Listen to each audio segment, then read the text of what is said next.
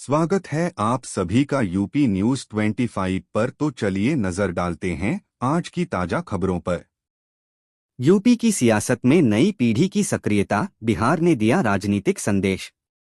युवा मतदाताओं और नई पीढ़ी के नेताओं ने बिहार चुनाव में विकास फोकस वाली राजनीति को समर्थन देकर उत्तर प्रदेश की राजनीति के लिए एक महत्वपूर्ण संदेश दिया है। बिहार विधानसभा चुनाव के नतीजों ने स्पष्ट कर दिया है कि युवा मतदाता अब जाति और धर्म से ऊपर उठकर शिक्षा, रोजगार और स्वास्थ्य जैसे बुनियादी मुद्दों पर ध्यान केंद्रित करने वाले नेताओं को पसंद कर रहे हैं। नई पीढ़ी के नेताओं, जिन्होंने सकारात्मक और प्रगतिशील एजेंडा पेश किया, उन्हें जनता का भरपूर समर्थन मिला। यूपी में जीरो पॉवर्टी अभियान को मिशन मोड में लागू करने के निर्देश। उत्तर प्रदेश के मुख्यमंत्री योगी आदित्यनाथ ने राज्य को गरीबी मुक्त बनाने के उद्देश्य से शुरू किए गए जीरो पॉवर्टी अभियान को मिशन मोड में लागू करने का निर्देश दिया है। इसका मुख्य लक्ष्य किसी भी पात्र गरीब परिवार को सरकारी योजनाओं के लाभ से वंचित न रहने देना है। मुख्यमंत्री ने अधिकारियों को इस अभियान के पहले चरण को 15 नवंबर तक पूरा करने का लक्ष्य दिया है।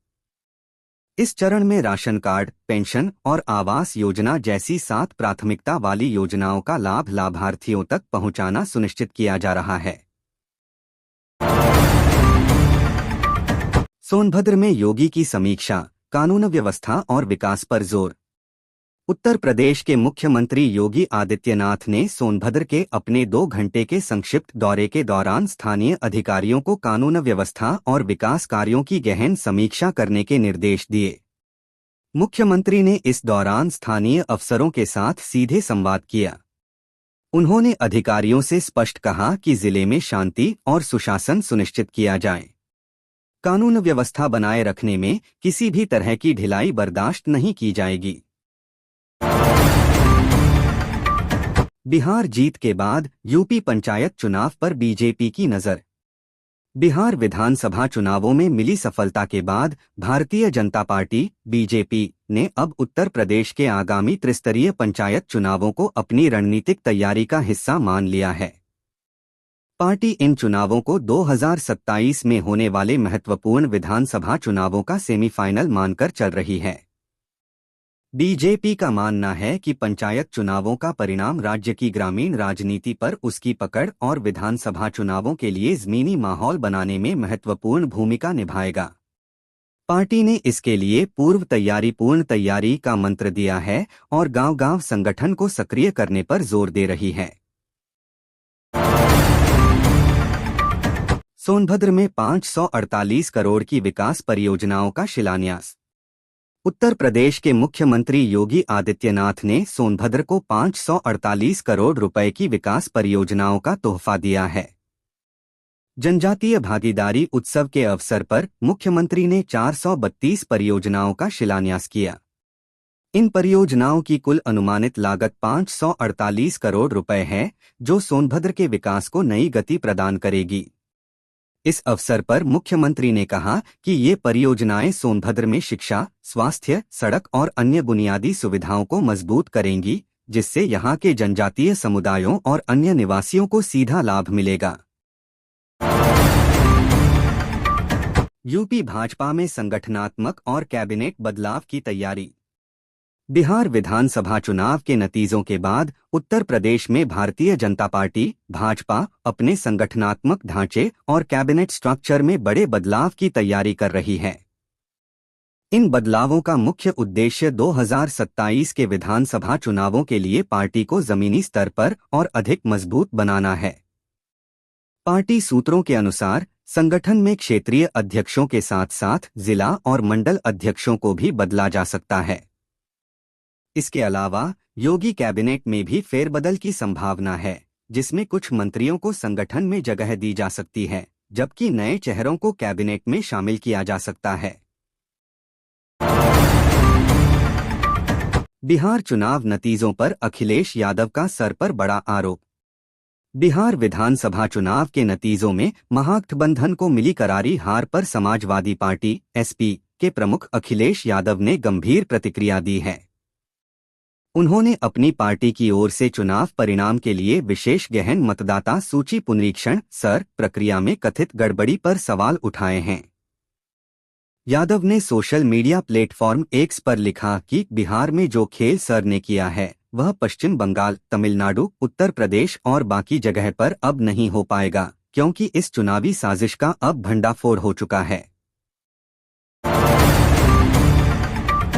यूपी की राजनीति में चमके केशव प्रसाद मौर्य। बिहार विधानसभा चुनाव में भारतीय जनता पार्टी की जीत के बाद उत्तर प्रदेश के उपमुख्यमंत्री केशव प्रसाद मौर्य का राजनीतिक कद काफी बढ़ गया है। उन्हें अब यूपी की राजनीति में एक अहम और निर्णायक भूमिका निभाने वाले नेता के तौर पर देखा जा रहा है। माना जा रहा है कि बिहार में भाजपा की सफलता में केशव प्रसाद मौर्य के प्रचार और रणनीति का भी योगदान रहा है, जिससे केंद्रीय नेतृत्व में उनका विश्वास और बढ़ा है। उनकी संगठनात्मक क्षमता और पिछड़े वर्ग के बीच मजबूत पकड़ उन्हें प्रदेश में और अधिक शक्तिशाली बनाती है। बिहार की जीत ने यूपी की राजनीति को दी ऑक्सीजन। अमर उजाला के विश्लेषण के अनुसार बिहार विधानसभा चुनाव के नतीजों ने उत्तर प्रदेश की राजनीति में एक नया मोड़ ला दिया है। बिहार में मिली जीत उत्तर प्रदेश की राजनीतिक पार्टियों के लिए एक ऑक्सीजन के समान साबित हुई है, जिसने उन्हें नई ऊर्जा और दिशा प्रदान की है। यूपी में सोने चांदी के दाम में उछाल, जाने ताज़ा रेट अपडेट। उत्तर प्रदेश में आज सोने और चांदी के भाव में तेजी देखने को मिली है। लखनऊ, नोएडा, कानपुर और अन्य प्रमुख शहरों के सर्राफा बाजारों में कीमतों में उछाल आया है, जिससे खरीदारों को झटका लगा है।